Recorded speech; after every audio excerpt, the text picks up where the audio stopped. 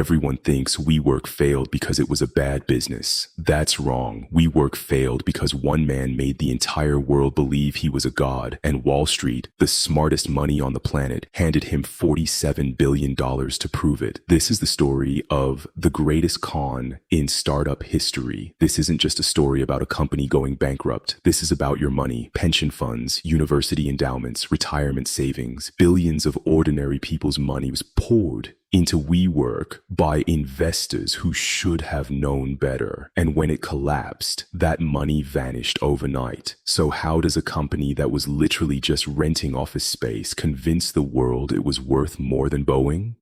Let's go back to the beginning. The year is 2010, New York City. A guy named Adam Neumann is struggling. He's an Israeli immigrant with big dreams and zero money.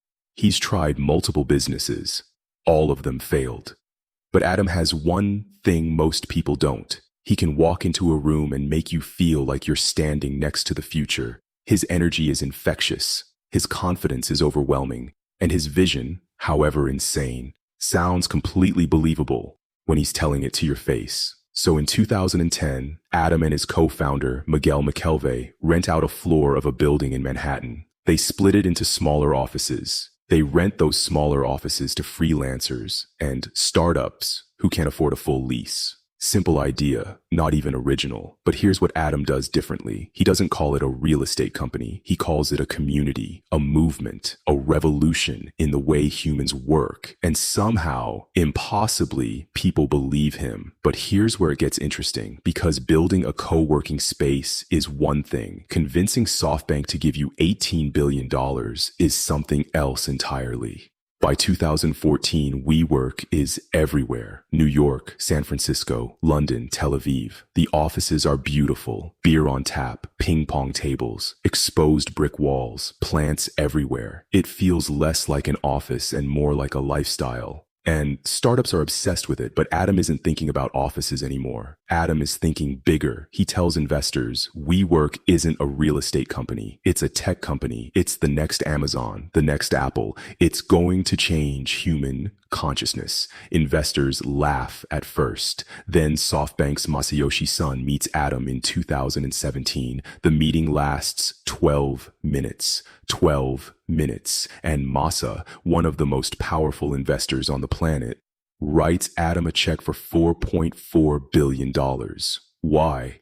Because Adam told him WeWork was worth $20 billion. And Masa looked around the room and said, "You're not thinking big enough. You should be worth $100 billion. This is the moment everything goes insane. Because when someone gives you billions of dollars and tells you to think bigger, Adam Neumann is exactly the wrong person to say that to. With SoftBank's billions in the bank, Adam loses his mind completely. He buys a private jet, multiple mansions, a $60 million wave pool company called Wave Garden, because apparently WeWork needed a surfing division. He launches WeLive, WeWork Apartments, WeGrow, a WeWork school for children. He talks about colonizing Mars. He tells staff WeWork's mission is to elevate the world's consciousness. He once showed up to a board meeting drunk and handed out tequila shots. Staff worshipped him, questioned nothing. Meanwhile, the actual business is bleeding money. For every dollar WeWork earns, it spends $2. The losses are staggering, but nobody cares because SoftBank keeps pouring money in. Then, in 2019, WeWork decides to go public. And that's when the whole world finally sees behind the curtain. Because going public means filing documents. And those documents reveal something that shocks even the most experienced investors on Wall Street. The IPO filing drops in August 2019, and analysts start reading it. What they find is jaw-dropping. WeWork loses $219,000 every single hour. The company has never made a profit, not once. Adam has borrowed hundreds of millions from the company personally. He trademarked the word "we" and then sold that trademark back to WeWork for $5.9 million. He literally charged his own company $6 million for a word. The filing also reveals that Adam's wife, Rebecca, has the power to choose his successor if he dies or becomes incapacitated, meaning WeWork's future leadership is essentially a family decision. Wall Street loses its mind. the valuation collapses in real time, from $47 billion to $10 billion, then $8 billion, then less. Banks refuse to fund the IPO. Investors pull out. Staff panic. In September 2019, just weeks after filing, WeWork withdraws the IPO completely, and Adam Neumann is forced to resign as CEO. But here's the part of this story that will make your blood boil.